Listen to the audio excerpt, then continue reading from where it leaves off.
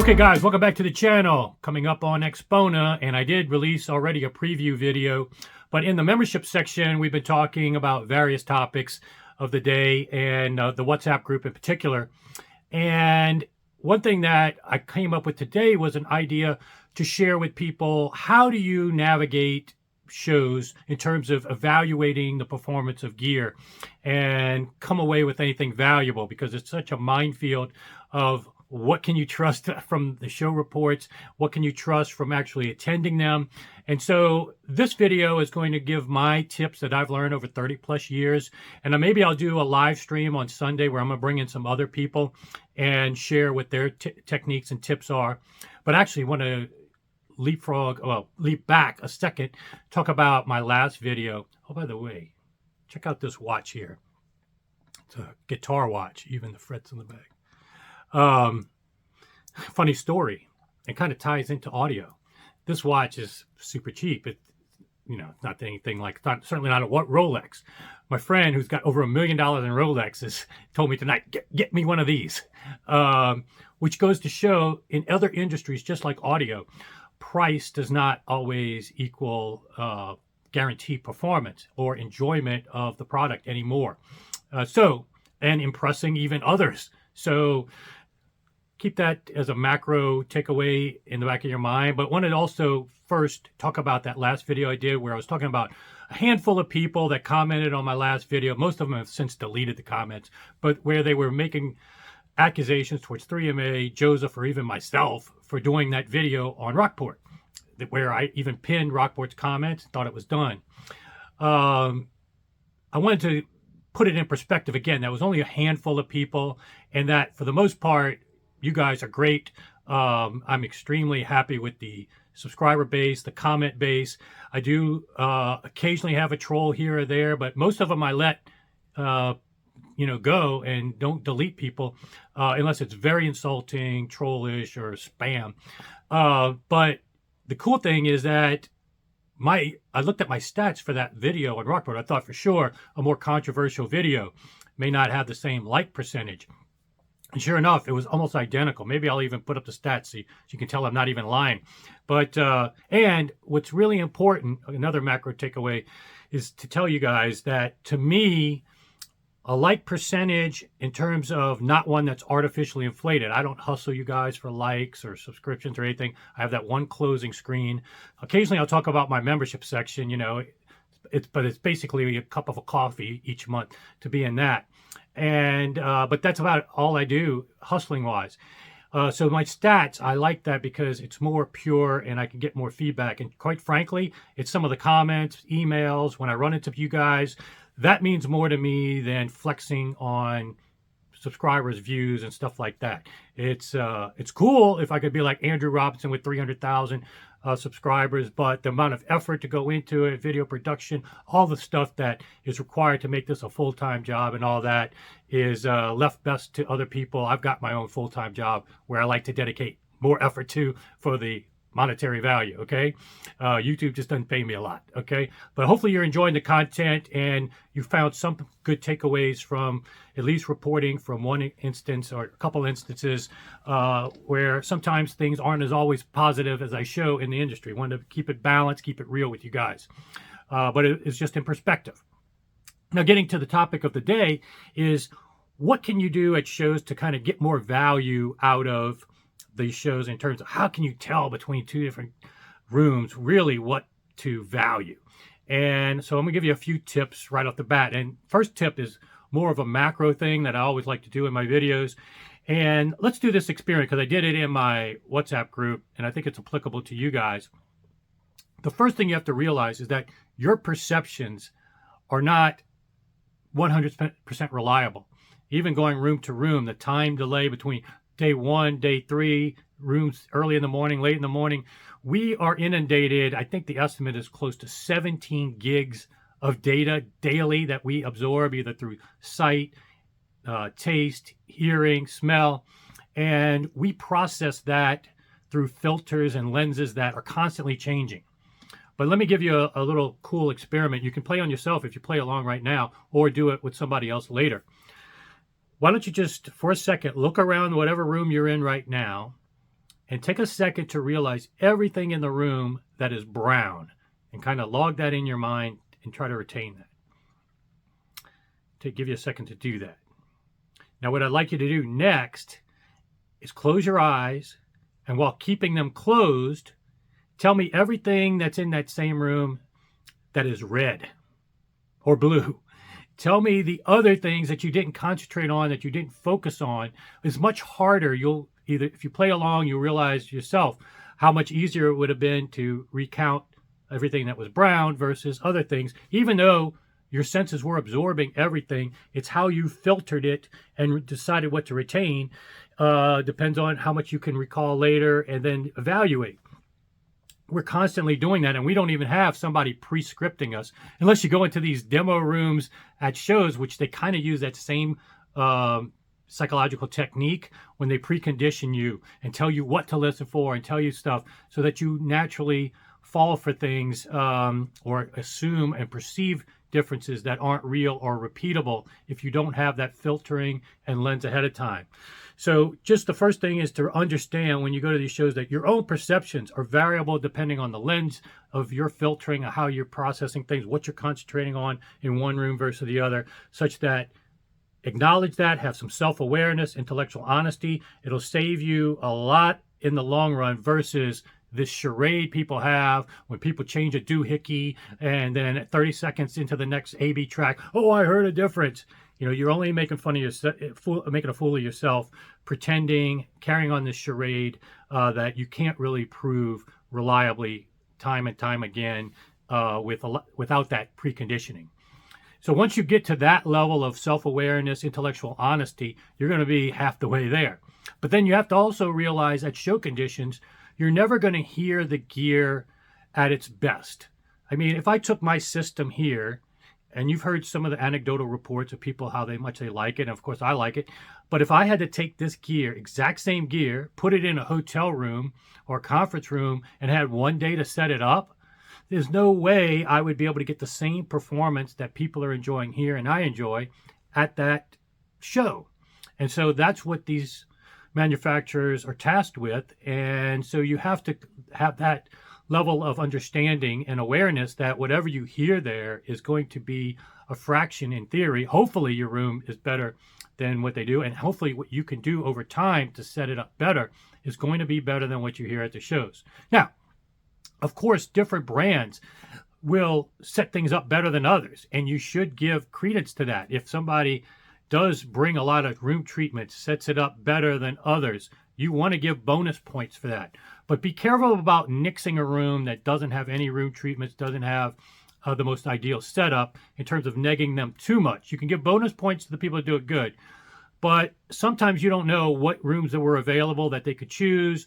Sometimes they don't have the right room partner that has room treatments. There's a financial aspect, a huge financial aspect. So some of these companies may not be able to afford it, but they're at least coming out to show their gear and interact with you guys. So you want to give them props for that, but don't neg them too much if they don't address it, but do give acknowledgement and bonus points to those that do. Now, once you get those macro perception and reality checks in place, understanding, when you go into a room, what other things obviously do you have to think about? Well, the first thing you have to realize is almost everything under 200 hertz that you hear, most bass, is going to be dependent on the room. Unless they did bring a lot of bass traps and did a lot with setup, or maybe even some DSP, but mostly setup and bass traps. And in particular, this is why I highlighted a room at the Capital Audio Fest. I think it was the Infigo room with the, anyway, it was the one with JR, with Wally Tools, who did the Swarm. And what was cool is that that room stood out to me in that particular area. In other areas, I didn't think it was the best, but the fact that they were able to address under 200 hertz, still not to the potential of the best bass I've ever heard, but better than a lot of other rooms were getting because they spent time with that Swarm method, a lot of attention to detail. So you do want to go in there and see which, look at the challenges a company has and how well they navigated it.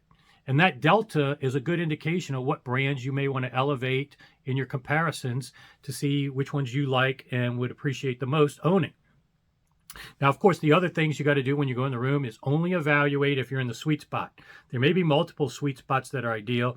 Ask the person which is the best spot and make a determination based on that. Because in your room, you're ideally going to sit in that sweet spot. What point is it to judge it when you're standing up in the back of the room or even in the center? You're not going to be listening standing up. And this frequency response can be quite different, as well as bass, nulls, and peaks. So don't make conclusions if you're not in the sweet spot.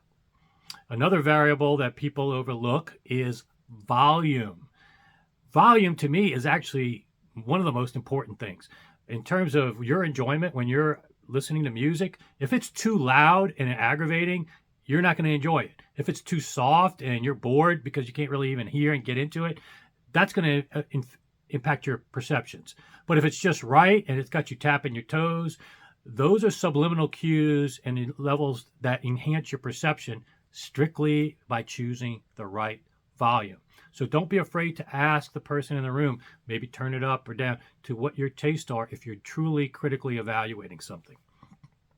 Obviously, the music that you choose should be commensurate with what you like. I mean, that's why we buy it. I mean, they have those guys in the hobby that just churn through gear, and they are audiophiles. They want to listen to gear, not listen to music. And hey, you can audiophile however you want. But the audiophiles that I tend to gravitate to, and ones that I think are more long for the hobby because they're getting true enjoyment out of it for music purposes, you're going to want to have a system designed to play whatever it is you like. And if it's a wide variety, for me, I'll listen to rap, country, EDM, and I go into rooms and I give kudos to people like Akora and all that. They'll play whatever. Could be Cardi B, whatever, Waukesha. These are the rooms that you want to give credit to and be particularly leery of rooms that only play the audiophile friendly tracks, because people may think that that's a good benchmark. Oh, I hear it in all these rooms. That will give me a good benchmark. The problem is with those particular tracks is that they are so easy on systems harmonically that even if you have a problem with your system, a tilted up highs or something like that, sometimes those recordings may even sound better with those flaws because it enhances the details or gives you a perception of more dynamics. But where it shows that that isn't really the correct way and optimal is then when you play other music, all of a sudden you can't listen to it because those flaws are not being revealed by these easy harmonic structure recordings. I think Keith Dogo is a really good example. Tim Panelli, Chris Jones, lots of bass stuff that'll just override everything else. Hugh Masekela. These are ones that if you hear it in a room, you don't want to ding them for playing it, but you got to start being questionable. It's almost a red flag of why. Why are you playing that? Are you playing other stuff too, or are you just playing stuff that highlights? Because those recordings, in my opinion, aren't that great for evaluating. They really aren't. They are too easy on systems. Now, other thing you have to worry about is noise floor in the room. Obviously, there's always going to be people talking, moving around, chairs creaking, doors opening, other rooms bleed through of noise. So you're never going to get a true environment for evaluating the speakers like you would at a demo room in your home or even at a dealership. So keep that in mind. If you really get to the point where you're seriously considering a product, you may want to ask them if you could come before hours or after hours. I've done that. I start before the show even opens in a lot of cases, and that gives me a much better impression of what's going on in that room. And then obviously after hours, there's several rooms that stay open after hours or after dinner. They'll reopen, play anything, have a good time. Those are the rooms you want to check out. High End by Oz always does that. Several others do that. Akora, I think, did it last time. These are the rooms that you want to go in there, and then you can have a much more informal yet more valuable experience. Okay, getting that out the way, and some of those you probably already knew, but hopefully that was helpful. But of all those things, I've got something that trumps all of those things for going to shows. What's the most important thing you can do at these shows is get to know the people behind the room. Because I just talked about all these things, variables. You can never be in there long enough to control all these variables and get a perfect demo that gives you true comparisons. What you want to do at these shows, the best takeaway, is to get to know the people behind the brand and talk to them, ask them about their product, see if they're all about fluff, hyperbole, pressure sales, or if they are genuine people. Your intuition, even if you're new in the hobby, you've been sold to before. You've gone to car dealership, you've gone to other electronic store, you've gone any place that you've been sold to. The same tactics of genuineness and authenticity usually translate in this hobby well. And your intuition, even if you're not super experienced, should be able to discern that. And again, if they're talking over your head, technically, that's okay. Just try to judge the genuineness of them. And then obviously you've got channels like myself and others that can help you navigate some of the technical aspects. But your intuition probably will go a lot further than you think. Just have the guts to talk to them, learn more about them. A lot of things with setup of speakers and gear has to do to, it boils down to synergy. Now, there's a lot of people that talk about synergy like they know, oh, this brand goes with this brand. Well, that's very primitive understanding of synergy. Okay, there's a reason behind the synergy. And most people that talk about synergy and just talk in terms of this brand works well with this brand, they really don't even understand how things work and why this brand would be with this brand. And it's really almost never brands, because you could say Macintosh goes well with, XYZ brand. But Macintosh makes tube amps, solid state amps, hybrid amps, and different power ranges. I mean, those are all going to have different characteristics to make. And so anybody that's just doing it based on brands has a very, very primitive understanding of synergy. What you want to do is understand what makes gear synergistic with each other. And that's where you talk to the manufacturer, because they will tell you things that you want to look for in terms of either staying in their ecosystem, or if they don't have a complementary product for what they're selling, tell you what other products will work. And even for speaker setup, Jeremy can tell you at MBL what type of room and how you want to set up your room to get the optimal performance from an MBL. There's a situation I just dealt with a friend of mine. Everybody goes through this. He wanted a Airy Surratt amp, but he didn't know that this particular model had only a couple dB of gain. It was really meant to be within the ecosystem of an Airy Surratt amp and preamp. And so now he has to find the matching preamp or kind of jimmy rig a solution. But these are the kind of things now he knows to kind of ask these questions. And so and I had to do the same exact thing on my journey. Everybody goes through this learning curve. Nobody starts at this level.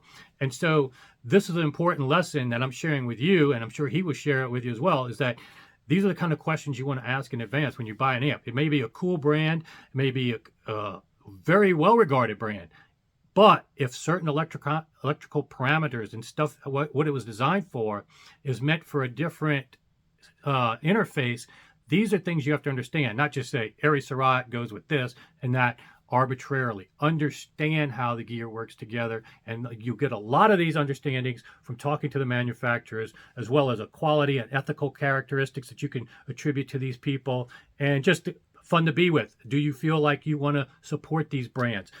On the flip side, I've been into some rooms, thank God it's very few, but you'll talk to people, and on one hand, you'll notice that they may have wired the speakers out of phase because they were doing it quick or swapping.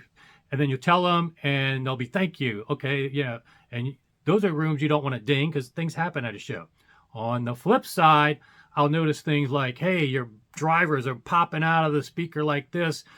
Clearly you have you should at least engage the rumble filter to band-aid the problem. But instead, oh no, it's designed to go that way. It's not a problem at all. I mean, this tells you who you may want to deal with and who you don't want to deal with, who you want to support, who you don't want to support. A lot of these are family-owned businesses. And so sometimes you want to go with the big companies so they have all the wherewithal and infrastructure. A great example is Magico, who has a nice sweet spot of being a small, but all the resources that are really, that, as you've seen in my tour, great company to be behind. But just because a company doesn't have all those resources doesn't mean they're less worthy, because there's a lot of family-owned companies with a lot of dedication, passion, that can do a lot of great things as well. On the flip side, there's a lot of small companies that do shortcut things and don't do things as much and charge the same as others. And so these are the kind of things that you can take away from shows and get at least intuition about, more than even listening to songs on their system. Hear the people behind the rooms and use that as a takeaway. And I think you'll find these shows much more valuable and also fun, because getting to know these people is a lot of fun. There's a lot of great people, as you've seen in my videos, and you can become friends with them and interact with them as easy as I have. So hopefully you enjoyed this and found it helpful. If so, sign up, subscribe, and I'll see you back here soon, and hopefully at Axpona.